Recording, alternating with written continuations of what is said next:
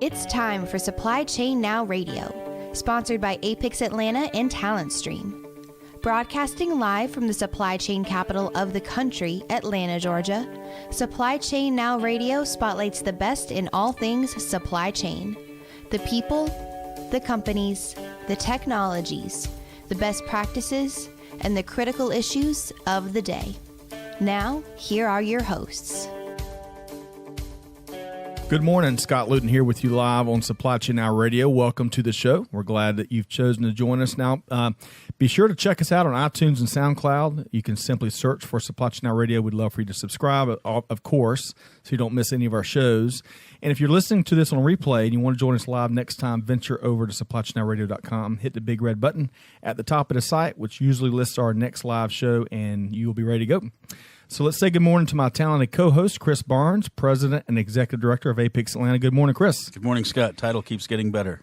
We keep giving you promotions. You're doing such a bang-up job. Grand Marshal or Guru. Well, glad you're here after lots of recent trips. You're touching down for a couple days, and you're right back out, huh? Yeah, I'm here just for a few days and headed north. I was south for a few days, which is my preference. Yep. North is not so much. Into the polar vortex. Into the polar vortex. Well, we got a big show today. Let's welcome real quick our featured guests, and we're going to dive in deeper with each of these folks here shortly. Lynette Matthews, Client Relations Director with Talent Stream, one of our beloved sponsors. Good morning, Lynette. Good morning, Scott. How you doing this morning? We're doing fantastic. Glad you are here, my friend. And George Brehovsky, Director of Customer Solutions with CHEP, which is a logistics and supply chain solutions company that specializes in the management of critical items such as pallets and containers. Good morning, George. Good morning. Glad to have you as well. You've been busy. Happy to be here. Thank you. Glad you're here. Looking forward to talking all about CHEP and backhauling or reverse logistics and a lot of other stuff here shortly. But Chris, we're going to start today's show on, we're going to cover some of the top things to know in supply chain now, right? Top things to know or trends? It kind of switches. Either one, yeah. Man, you know, we got lots of flexibility. I guess you need to know about the trends. Yeah. So, so first off, and I'm going to go first, if you remember we interviewed Congressman Drew Ferguson a week or so ago, who represents Georgia's 3rd District, right? We spoke infrastructure and the likelihood of Congress significantly addressing our country's infrastructure needs in the next few years. The Association of Civil Engineers, the folks we met down in Orlando, they estimate $4 trillion plus to significantly address infrastructure in the country. And not just highways and byways, but think water, think how we process hazardous waste, think parks, think the whole 9 yards. Anyway, so let's talk for this segment, let's talk about warehousing infrastructure in particular. Mm-hmm. So from the most recent logistics snapshot report produced by the Crackerjack team over at the Georgia Center of Innovation for Logistics, and if you don't get this report, you can venture over to georgialogistics.com and sign up. It's usually 8 to 15 pages of great data for end-to-end supply chain. Anyway, more than 2,000 new establishments classified as either a warehouse or storage have been added to the U.S. market since 2008, right? Sounds like a lot. And these are according to numbers from the Bureau of Labor Statistics, the BLS. However, this growth has not been enough to keep pace with the increase in demand for these types of industrial real estate spaces. In fact, demand has outpaced the supply of warehouse space since what year? Would you take a guess, Chris? I want to say 2014. 2010, according to CBRE. Yep, 2010, 4 extra years. So this nugget within the logistics snapshot report went on to say how hot demand is for new warehousing facilities in urban locations, right? Due to same-day, one-day delivery commitments, these last-mile headaches. Mm-hmm. And that makes it even more challenging because land is hard to come by. It's expensive to come by.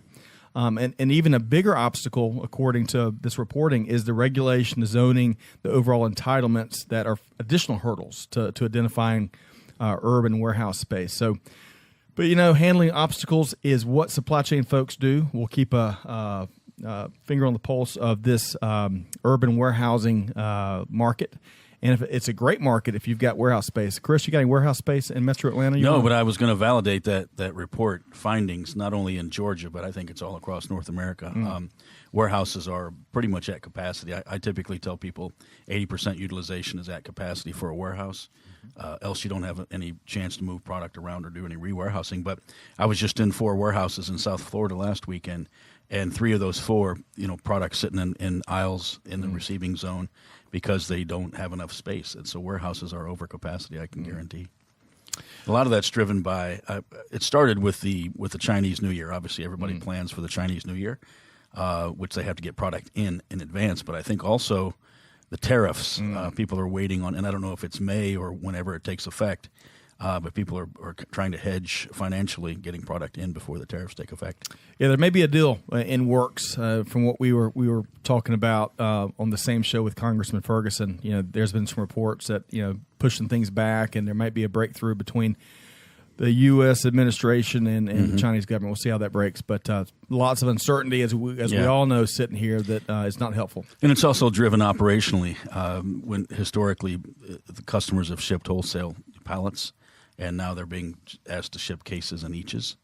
So the evolving customer channels is having an impact on that as well. Okay, fantastic. Probably more smaller facilities closer to major metros. I call them the NFL cities, as opposed to larger decentralized networks.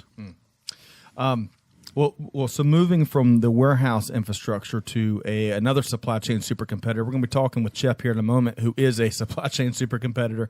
But one other here in the supply chain city that is helping thousands of companies handle logistics obstacles and supply chain complexity is Flexport.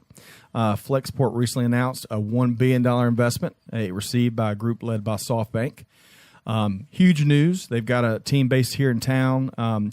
This software-focused freight forwarder plans to use the funds to do several things: hire more talent, especially engineering talent, invest in additional physical assets such as warehouses. They currently have one 747. That they may look to expand that into a fleet. And I'm not sure how many jets you can get for $1 billion. It's a Flexport jet, yes, transport. It's an asset. Really? Yeah, physical asset. That's right. Thank you.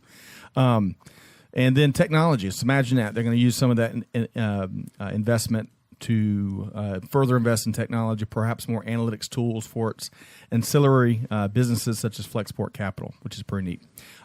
Exciting news for us. Supply Chain Radio is pleased to announce that we're going to be conducting a special version of our hashtag Supply Chain City podcast at Flexport's Atlanta offices, high above the Supply Chain City, on March 29th at 10 a.m. Eastern Time. So we're going to be featuring Matt Marshall, who heads up the Atlanta office, on that show, along with Ben Harris with the Chamber and Will Haraway with Backbeat Marketing. So you can learn more about Flexport at flexport.com, and be sure to tune in on March 29th.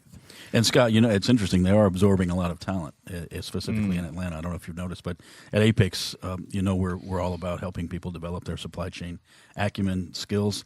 And from what I've seen in talking to membership, a lot of people, I say a lot, what's the definition of a lot? But many members are being hired by Flexport. It's larger than I've seen in terms of percentages, probably in the past 15 years. Where right. That name keeps coming up as somebody that's they're either stealing labor, or they're acquiring. Yeah, so it's reassigning. So that's interesting. Just the fact that you can see one company become so prominent. Absolutely. Well, that was the two things on my radar for this morning. Anything else you want to add before we bring Lynette in, Chris? No, I'm still watching. It's more of a trend, but future trend is the drone delivery in the supply chain space. There's a lot on YouTube.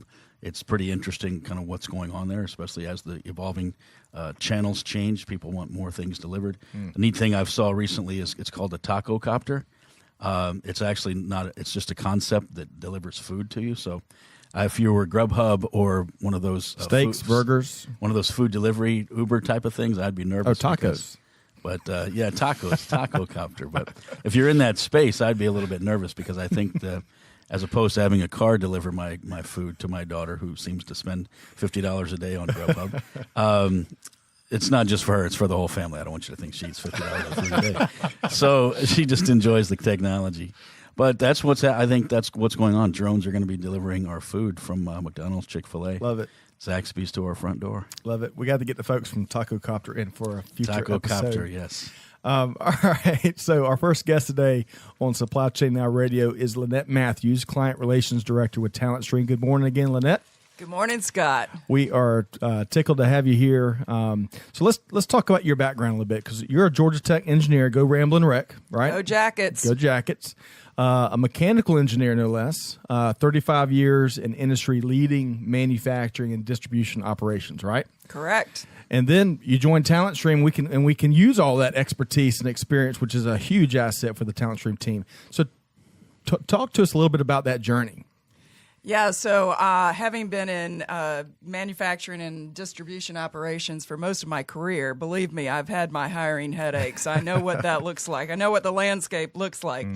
So, I look at some of the factors that have sort of, from my transition from product development and manufacturing, fabrication, and then being in a distribution operation, an international, where our plant was in Canada, and we had a distribution operation in Swanee, Georgia here. Go Swanee. So, I've been in a lot of operations. I've seen, particularly in the supply chain space, I've seen how the talent has really changed as far as skill requirements go. So let's talk about what are some of the factors you've seen impact the skill sets, a few years ago, for example, to now. What are some of those differences? And I can go back more than a few years. But I think somebody like Chris can tell you, the overlay of technology and data management in supply chain operations has just boomed. It's exponential growth. Gone are the days of doing things on Excel spreadsheets, although I still run into people who don't know how to dump their data, so that's where they end up. Guilty as charged. But I think we've seen, even in the what I would call the hourly associate level, there's no divorce from technology, even at those levels in the warehouse. I mean, we've got, everybody's using a wand, and we're scanning, and we've got barcoding, and we've got RFID. And so understanding those technologies and how they play into the effectiveness of your workforce has become a critical factor, more so than just whether you can lift 50 pounds in a warehouse, right? Absolutely. It's really interesting to see how technology has permeated everything. Any hire, just about any company's looking to make these days. So speaking of hiring, and we're familiar of this war for talent market that we're in, what are some of your talent market observations over the last few months? So, Scott, some of the things that I see that maybe concern me a little bit is that we have some instability in the job market. I'm seeing a lot of things going on. We talk about, as a recruiter, I look at a resume and I go, oh, is this a job hopper? But really what's going on behind the scenes? Is there something else? Our companies are restructuring at rampant rates. I see a lot of M&As going on where, I think somebody's job hopped and it turns out their company got bought out and they've changed names. That's not a job hop. I also see a lot of restructurings where there's, maybe a international influence in the company, and suddenly the upper management, the executive leadership team has determined we're going to make a full change. Change management is good to some extent, but if it's truly the definition of disruptive, it's not necessarily good, right? Absolutely. We all, in this rapidly evolving and changing market where the pace of change just continues to accelerate, we all kind of have we've reached the end of our rope in different ways, right? It's because we're digesting so much these days, and whether it's technology driven, it's market conditions driven, you name it, a lot of cheese moving, right? What else what are you seeing? In all your conversations with candidates and companies, and helping them fight the war for talent. So I do see some things going on as far as like the shrinking of the workforce. There's this sort of transition going on. The younger the I hate to use the millennials because they're all in their 30s now, but we see a lot of job hopping in their 20s right out of school, and I think a lot of that is just some of them determining, who they want to be when they grow up, and where's the next stop. I haven't learned enough. I need more growth. I always hear that. The other thing I hear is, I have to have 4 weeks of vacation. And I go, dude, you're just out of school. You don't need 4 weeks. But, there's a lot of focus on work-life balance on the front end of the talent pool. On the back end, I'm seeing a lot of companies downsizing some of their, I'd call seasoned help. And I think maybe that's the supply and demand working against us in some ways. There's some tech-savvy youngsters that are sort of, I call it the 3-for-1 rule. They're displacing that older, more seasoned worker because of the salary crunch. And so there's a compression going on. There's a compression going on of, maybe that 30-year career into a 20-year talent pool. I think I've mentioned that I see a lot of it looking like the bell curve. You're starting out at the lower end of the ramp, and you kind of peak out in your mid-40s, and then suddenly you start falling off the backside, and it's kind of a concerning situation from both a cost-benefit analysis in the workforce and from a skill set analysis. And it's going to have some big impacts in society. And absolutely. When you look at the Social Security funding and where we're going to be in 20 years, I think there's, it's all tax base, and it's all income tax base and corporate tax base. So it's going to be interesting to see how that all pans out. So here's a quick nugget. Malcolm and the Supply Chain Now Radio research team just sent me. NBC News had an article late 2018 where the majority of workers in a survey that Robert Half did, 64% favored job hopping. And that was up 22% from a similar survey just 4 years ago.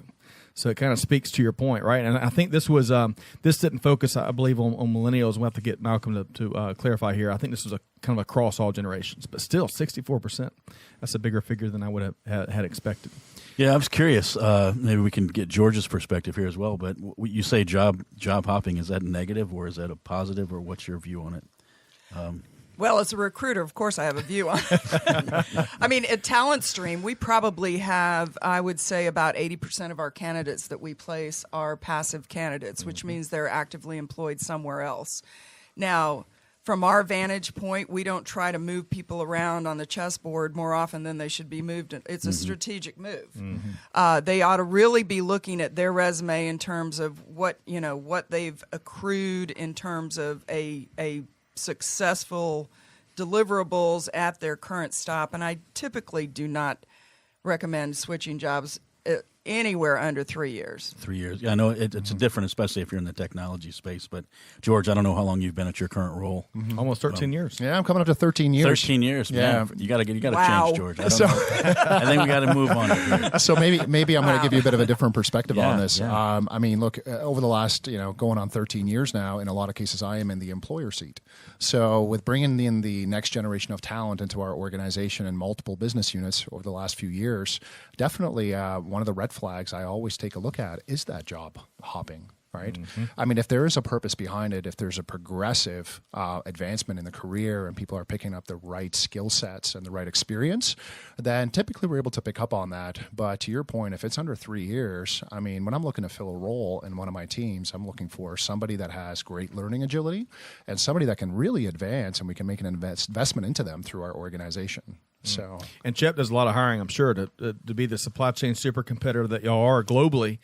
You're constantly on the prowl for new talent, right? Absolutely. Yeah. I would make one caveat to that, George, only that in your space, as long as the company that they're with has some growth potential. Correct. Unfortunately, a lot of companies have gone stagnant, and that is eventually what causes a lot of people to shift and take a look. Because if they've seen their position level out, if they've seen the ceiling hit and they don't have anywhere to go within a corporation, they're going to start looking. So Absolutely. It's a flux. It's a flux in the system. It's got to be a carrot. So just for our listeners, George, you have any open recs out there we can check out the website? Or? I do. I'm gonna plug the three open roles that I have I'll right now. give you a shot later then. Thanks. CHEP.com. Yeah, absolutely. Good. So, Lynette, for companies that are either using recruiters or companies that are thinking about using recruiters, let's give them some free consulting advice here. How would you advise companies to work with a recruiting firm like Talent Stream?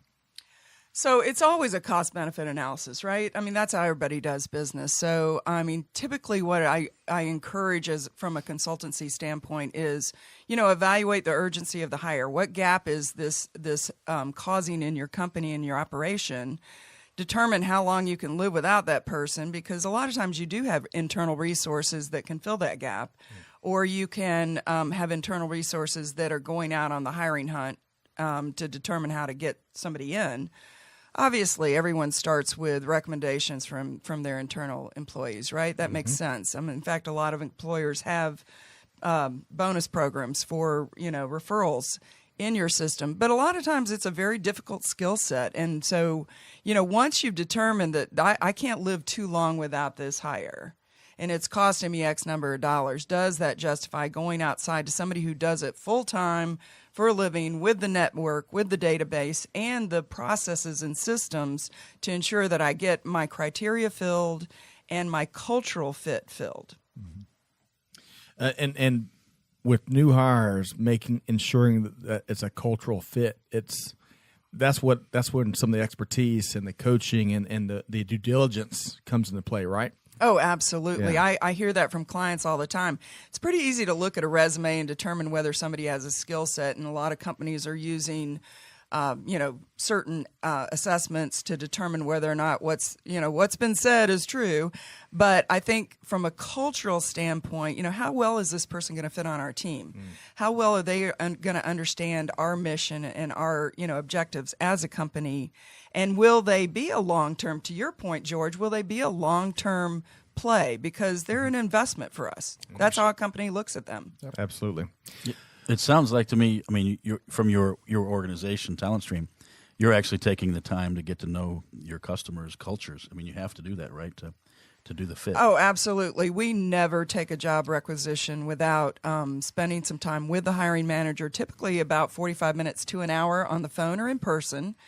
We go in, a lot of times I'll go in and I'll actually tour the plant or tour the facility to determine kind of what the lay of the land is. What, you can get you're going to get a real sense and feel for what the employee base, kind of what the atmosphere is in a place. And we do spend a lot of time with the hiring managers trying to understand why the position is vacant, what happened, who left, or what's going on. Is the growth trajectory so great that we are now looking for some additional talent in areas that we just don't have any in-house resources with? So, yeah, we do spend a lot of time doing our due diligence with the client and also on the backside with the candidates as well. You can't recruit for a company unless that really takes place. You know what I mean? And contingent search has been around since the dinosaurs roamed the earth, right? And this type of market, I've seen a lot of folks kind of just throw out a job description and want recruiting firms to kind of kick off the search with what's on that one page that might have been written 17 years ago. And it does not do the search justice, and it certainly makes it next to impossible to find that perfect fit. So I can really appreciate, Lynette, what you shared that Talent Stream does on the front end. Before I switch gears, I want to talk about Apex, and you've been really deeply involved in that organization. But before we do, I want to share and kind of for the panel here. I was having lunch with a international manufacturer last week, and they're recruiting a supply chain analyst, right? And so and they're looking for someone, recent college graduate that can start there and kind of be groomed up into a bigger role. And they've reached out to universities and tried to use those pipelines as they should, but they keep getting, she said, they keep getting transportation only folks. And it really speaks to that. I know that we're probably all, I'm preaching to the choir here, but so many folks, despite how when you say supply chain and the definition of that and what it means, what it conjures up, and how we refer to it, certainly in Apex, the end-to-end supply chain, right?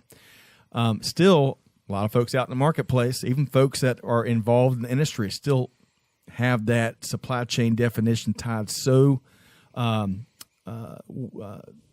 on solely just the movement. When you think about the holistic end-to-end supply chain, how much are you seeing that, Lynette, in your work? Or do you still see kind of that old-fashioned definition, or do you see more and more companies embracing end-to-end supply chain? Well, quite frankly, most of my clients I'm working with right now are very focused on front end and back end. So I see a lot of front office overlay, again, back to the data analytics.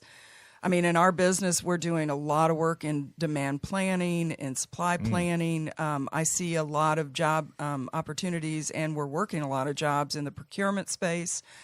Companies are now, I mean, traceability and end-to-end, not just traceability in terms of just assets, but it's traceability in terms of product certifications and product that meets CTPAT or OSHA standards. And there's a lot of overlays that go into tracking, tracing, and reporting on all of the end-to-end, products and goods that we're moving through these industries. You're working with some progressive companies then. Yeah, well, I mean, why would you hire me if you're doing the old school, right? Love it. So let's talk APICS. APICS is going through kind of its own transformation in many ways. Many of y'all may have heard of the Association for Supply Chain Management, which is now the new parent organization for APICS. APICS isn't going away. It's just kind of being moved down as to one of ASCM's offerings rather than APICS being the parent company. APICS Atlanta has been serving the Metro Atlanta community for almost 60 years. And here, Lynette, you've really jumped in with both feet over the last few years as a board member with, tackling a variety of initiatives. What value have you seen with your membership and participation? Well, and I would say, first of all, I think the membership affords you a couple of things. One thing that I would tell companies who are not involved in APICS is to take a look at what that would bring into your organization. When you look at onboarding and companies that have HR best practices and how are they developing their employees, always you hear about, professional development inside your organization. If you have a connection to APICS, then you have direct access to this body of knowledge that is essentially keeping track of all the newer technology. And how are we overlaying this newer technology into our supply chain space? So I would say it's real easy to get into the day-to-day nitty-gritty and forget that maybe the way we're doing things isn't the way we ought to be doing things. And I think when you can step back and get involved in an organization where you have some cross-functional leadership, understanding what's going on out in industry, and really good introductions to the latest and best, it gives you a chance to, maybe we need to rethink some of the things we're doing in-house and how we do it. Absolutely. So a lot of value, it seems like, on the best practice sharing and facilitation side. Well, from a networking standpoint, what's been your experience there? This is a thing that I encourage everyone professionally to take a look, to do your own housekeeping on, because I think that's one of the other things that happens in your professional life. You get so ingrained in your own job and your own KPIs and what your responsibilities are that, it's good to have 13-year loyalty to a company's great, George, but you never know when a shoe may drop. And if you have let your network go, you're going to find yourself on the street without a vision of who to call. What do I do? I talk to people all the time. Well, I haven't looked for a job in a long time. I go, well, now you need some coaching and you need a network, whether it's me or somebody else. But APICS is a terrific networking opportunity, particularly if you are working in the supply chain space. Amen. Chris, who's our favorite author that wrote a book called Dig Your Well Before You're Thirsty? Harvey Mackey. Yes, absolutely. I love that phrase. Love that book. One of my best. So one last thing as it relates to APICS, and you can learn more at apixatlanta.org, or you can learn more about the parent organization now, ascm.org. We're all members here. Let's talk about Supply Chain Day, because if you've done anything, and you've done a lot with the chapter, but Supply Chain Day, which APICS Atlanta has been sponsoring now for, I think, 5 years. I think this is our 5th year. And Lynette, I think you've been at every single one of them over that. It feels like over those 5 years. Tell our viewers what that is. I might be a charter member. I don't know. I think those folks at Georgia Tech are getting tired of looking at me, right? No, they like the pizza. So what is Supply Chain Day? So Supply Chain Day is a sponsored, really I call it on-site career fair for the folks at Georgia Tech in the supply chain space, particularly the students, both undergrad and graduate students, who are looking to make their next move, and not necessarily even in a full-time permanent job, although there's a lot of those getting ready to graduate that are looking, but also a lot of students looking for internships, which, by the way, from a company standpoint, what a great resource for going in there and learning, what is Georgia Tech offering? What is their program offering? What are these students learning? Talking with these students, finding out what their skill sets are that they're receiving through this program that they're in. We usually see roughly around 20, 25 companies on every supply chain day. I think it's 4 times a year. Mm-hmm. Yep. At Georgia Tech, hosted at Georgia Tech. It is such not only networking for the students and the companies, but we also find a lot of intercompany networking going on. People like CHEP will show up with somebody like name it, Home Depot, Home Depot, UPS, UPS. Some of those folks, Amazon, you name it. I'm sure you're working with some of these people that are there. Walmart was there last time. So we see a lot of companies suddenly going, oh, there's somebody here from this. I've seen them online or I've read about their company. Go over and shake the hand, make the introduction, and find out how we can do a little B2B while we're here. It's a terrific opportunity. Absolutely, making connections. And Tim Brown, who serves as the managing director of the Georgia Tech Supply Chain Logistics Institute, is a huge advocate for APIX Atlanta, and his team does such a great job of hosting. There's a ton of coordination when you bring in 20 to 25 of the major players that Lynette spoke to, and then some of the sometimes we'll see. Maybe not startup, or maybe that may be accurate. Some of the technology firms that are still percolating at ATTC that are hiring. Sudo was one of them we've had on the show before. I know they have hired and been at Supply Chain Day, but a great opportunity. I think we've seen CHEP there before. I'm sure that to feed the talent engine y'all have to have, but there's a lot of the name players there looking for leading supply chain talent at Supply Chain Day, and APIX Atlanta is there to help.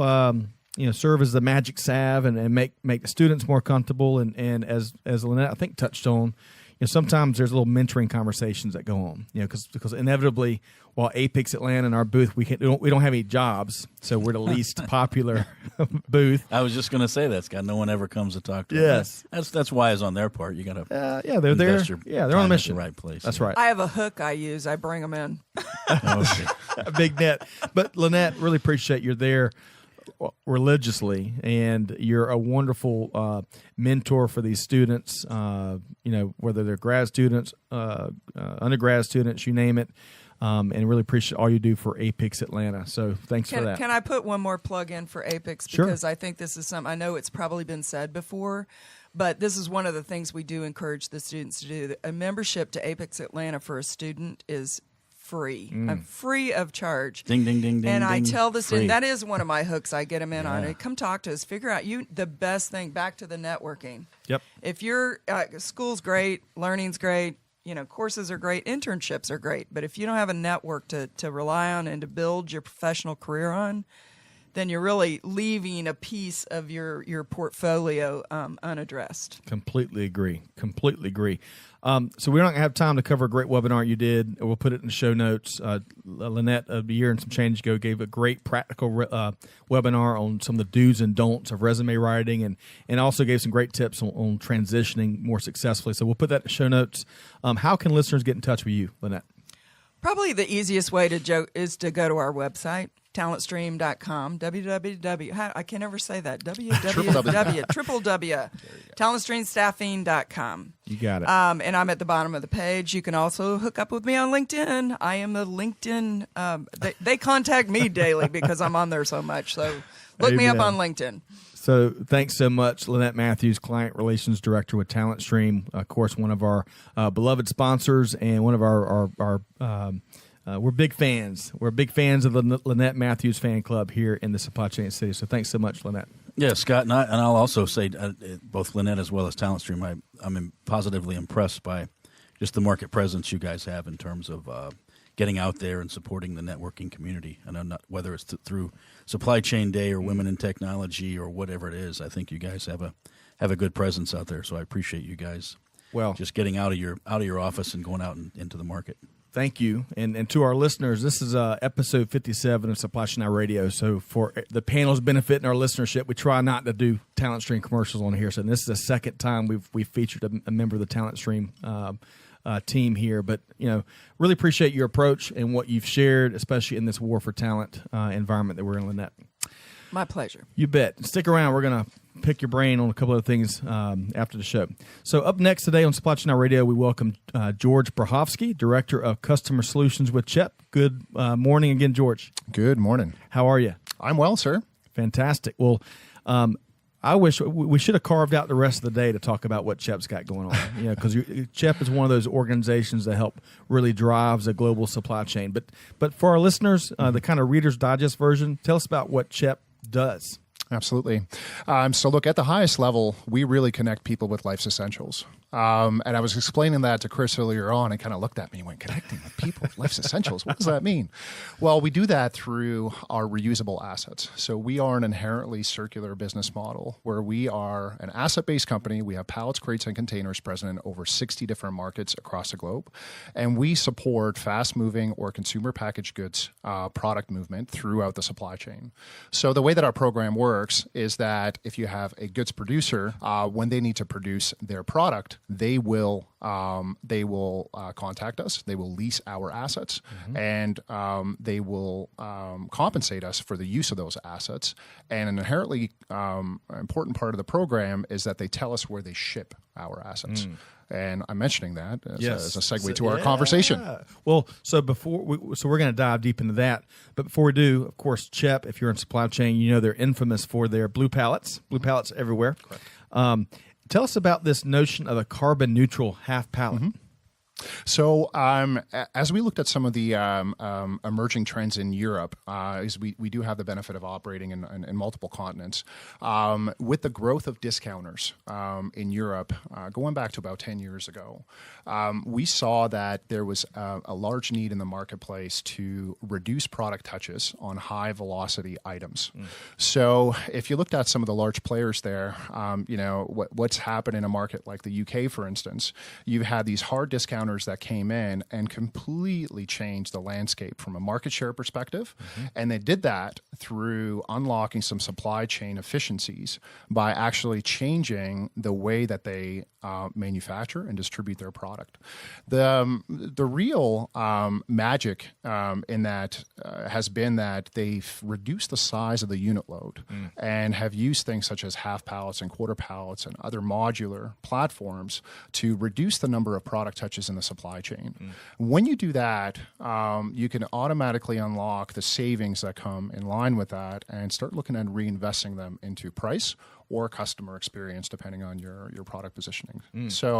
Or your offer positioning, rather. So with the carbon neutral half pallet, we saw that there were similar trends emerging in North America. And when we introduced that asset, it was really with the thought of us seeing retail, the fast-moving goods in retail, transitioning to really reducing product touches in high-velocity items. Always a good thing. Absolutely. And one of the interesting things about this footprint is that it's really revolutionary. We took a full pallet and cut it in half, but the ability to integrate this into primary production lines in order to automate onto fractional units.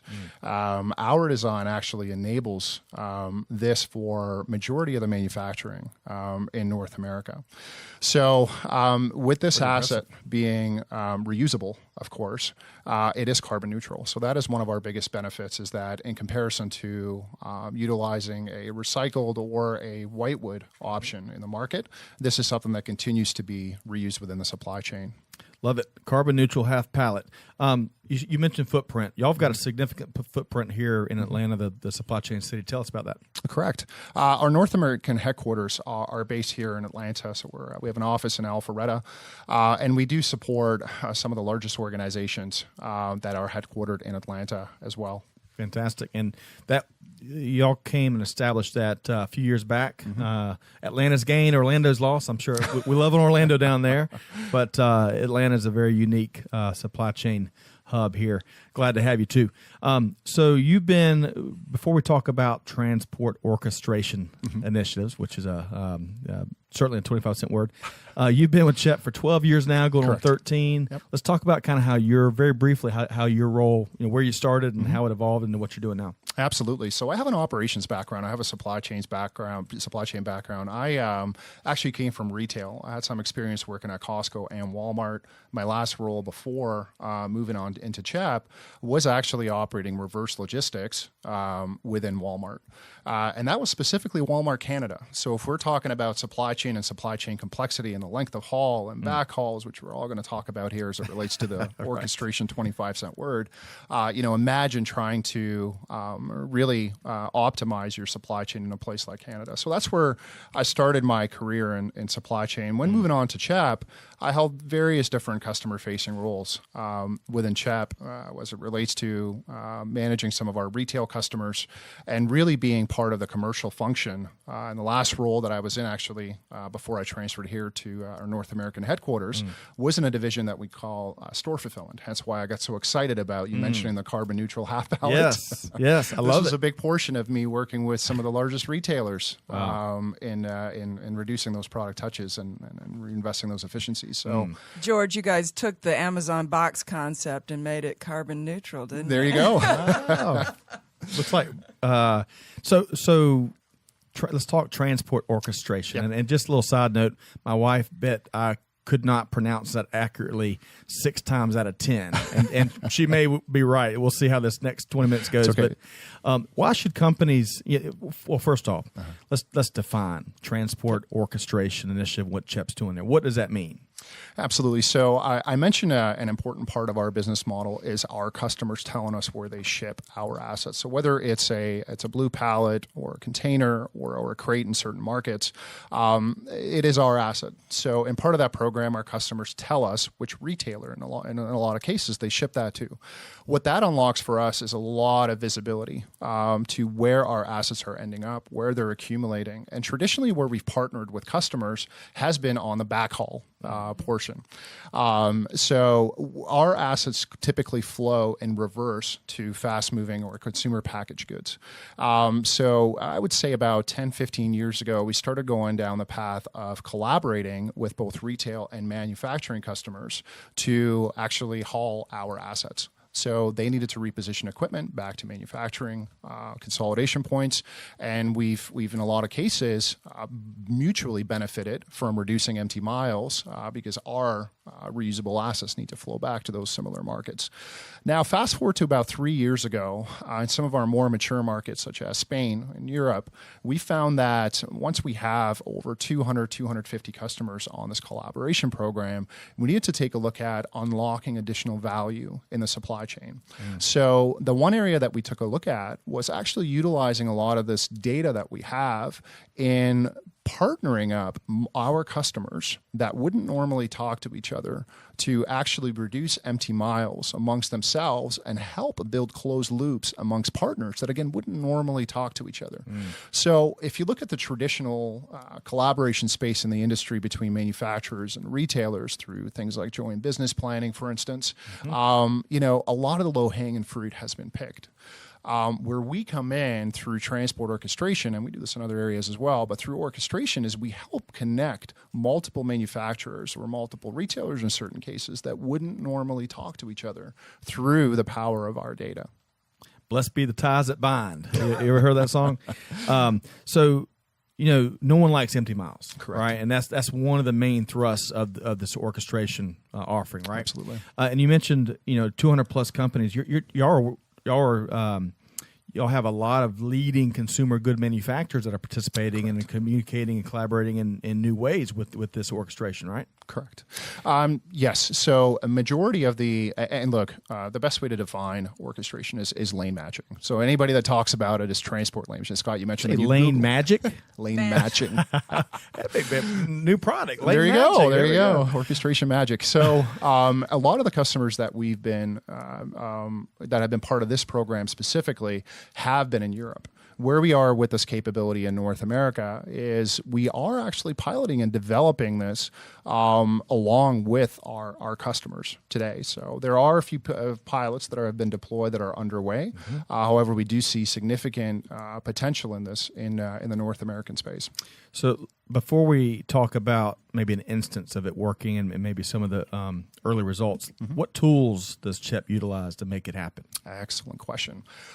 So through our sister company called BXP Digital, we've made some significant investments in the digital space. So much like all the other customers or other clients that you're probably talking to, everybody has a digitization strategy or digital strategy. Yeah. So for us, what the digital strategy means is actually unlocking the value potential of our data. So through BXP Digital, we have developed our own version of Google Maps, is a good way to put it. I wouldn't say it's Google Maps per se, but we do have a way of gathering actionable insights through harnessing the power of our data. And really, if you take a look at just on surface, the fact that we connect with over 13,000 shippers in North America, and we have visibility to where that product ships, and where actually transport trucks are moving, for instance. We needed to have a powerful engine in making that data meaningful. So this is where, again, through our sister company, we're unlocking a lot of that value. That's pretty impressive. 315,000 delivery points across Europe, 23,000 unique transport lanes across North America, this lane matching tool. All that is really what helps enable CHEP to make this orchestration happen, right? Correct. Yeah. So let's give our listeners an example. Is there an example you can point to where you can talk about some results from a successful launch? Absolutely. Look, some of the most mature results that I'll speak to is in the European market. Sure. Although, as I mentioned, we do have this capability here. We're really in the pilot stage here in North America. So in Europe, if you look at the top 50 fast-moving consumer and goods companies, we've been doing transport orchestration for the last 3 years with well over 25 of them, I would say, on a regular basis. And when I say on a regular basis, it's more than a one-off. It's become a solidified part of the way that they do business in their supply chain and the way they move their product. Is the technology integrated, and so it's really seamless, and then there's some additional communication that. So I think it's important to understand that we provide the insights for people to connect together. We don't get involved at this point in the execution of actually matching the lane. So what we'll do is the best way to describe it is almost it's almost like one of these dating apps, right? So we do help connect the multiple customers together. We do facilitate that effective conversation to promote collaboration in that space. But when it comes to the actual execution, we leave that to our customers to execute. Y'all don't provide the dinner and a movie? No, More like a snack. Yeah. But facilitating that communication is so huge. Absolutely. Because we all don't know what we don't know, and companies. I think Lynette mentioned, you can be heads down and be absorbed in your own world and be missing these huge opportunities to optimize your supply chain, to eliminate empty miles, wasted miles, right? And reduce your carbon footprint while you do it. Absolutely. Yeah. Yep. It's huge. So give us more specifics on a successful example. Absolutely. So the one market that I'm going to use is Spain, for instance. So about 3 years ago, we started looking at this transport lane matching in two different areas. So one is in the full truckload, and the other one is in the less than truckload, so LTL and TL. On the full truckload, there was a lot of low-hanging fruit with customers within a specific region in Spain that actually we brought together in an event where we were able to build those connections and partnerships right away. We provided the data. We had one of the customers that was already collaborating with us, and we were able to drive a lot of success with that.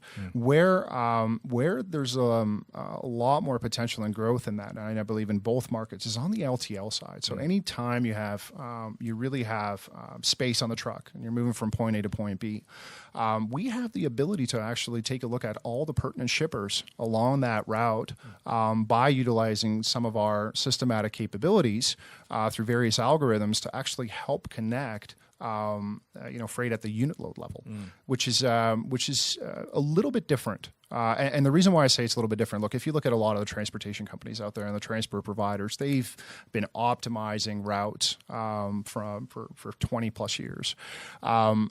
Where this is a little bit different, though, is again, just by the fact that we're connected to such a vast majority of the market in a lot of cases, that it's the reach, I would say, Scott. That's a differentiator. And that's been the biggest success part of the story, has been really just broadening the reach of connecting these our customers to collaborate together. When you got a footprint like CHEP has, the reach is a huge advantage, I'm sure. Creates some opportunities. Interesting. This reminds me, the orchestration reminds me of someone I met at a Georgia Tech conference a couple of years back, and there may be plenty of other companies do this now, but at the time it was new to me. We've all seen the car trailers that Cottrell Trailer makes, and deliver cars to dealerships and whatnot.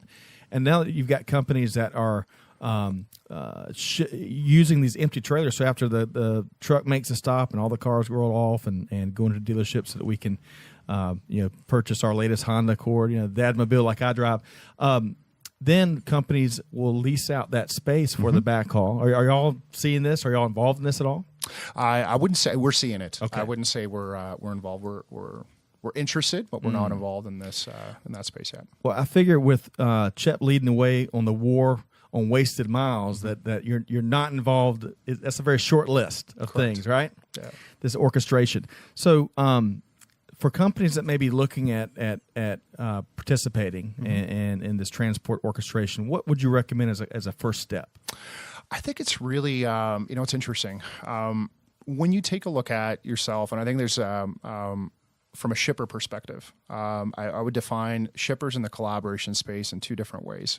And I apologize for the expression, but it's either you're in all the way or you're not, right? So it's really opening up the opportunity to truly understand what collaboration means. Collaboration is not about one party winning and the other party losing. It's really about finding a way of meeting each other halfway. And that halfway could be loosely defined in many different ways. So if there isn't a culture of stepping outside of your comfort zone within your organization and really reaching out and understanding that there needs to be a win-win, true spirit of collaboration is that there should be a win-win on both sides. I would say that would be the first step. The second piece that we often find with customers is identifying quick wins. So being able to not boil the ocean and really concentrate on some quick, tangible wins to open up that space for further collaboration. It's not volume. It's not the amount of money or the amount of volume that you're collaborating on. It's that you've done something to really build momentum off of. And the third one that bonus material. There Love you it. go. Yeah, there's a third bonus here. It's interesting. We were talking about networking earlier on with the conversation with Lynette.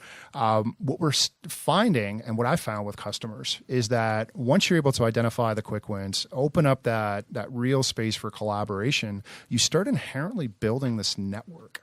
And that network is not between companies, it's between people. And we've seen this when you stay in a company for almost 13 years. You definitely see this. You see those people move from one company to the other, and in a lot of cases they change industries. And guess who they phone? They phone the people that they've collaborated with in the past. So it really comes down to I should be working for a poultry company.